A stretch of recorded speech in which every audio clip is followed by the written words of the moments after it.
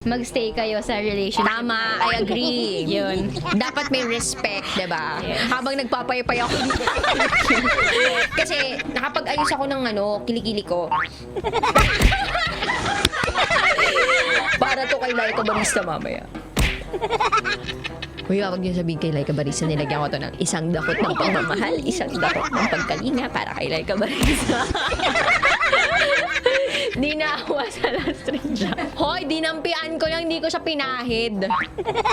Ganda. Ganda mo dyan, te. Mas pretty me. Ayan, wow. I love myself, di ba? Grabe naman yung pagka-consulted niya. Ayan. Te, baka masira, te. Natanggal mo na yung mic kanina. Natanggal mo na yan. Bakit po lagi ako nauuntog? Ganun talaga, lagi ka nasasaktan. Ouch. Ang sabi niya. Another out. Oh. So pagkatapos kayo noon, Aki FB Live, puta kayo, puta kayo. Hindi, puta kayo, Aki FB page. Okay na. Okay na. Ako dito salita. Kaya puta kayo, Facebook page ko. Nabulol na.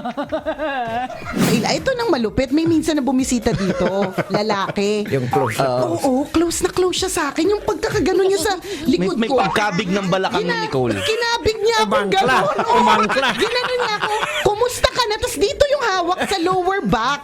Ang lower back, hindi yan hinahawakan ng sino lang. Oo, na parang kulang Diba? na pitikin yung garter ng panty niya eh. Sabi niya, kumusta ka na? Sabay pitik ng garter. Remember this? So ano ba yung nagawa muna natin dito sa loob natin? Dito merong shoppers bazaar. Pwede din kayong bumisita doon sa Putahena. Anong ba? Putahena.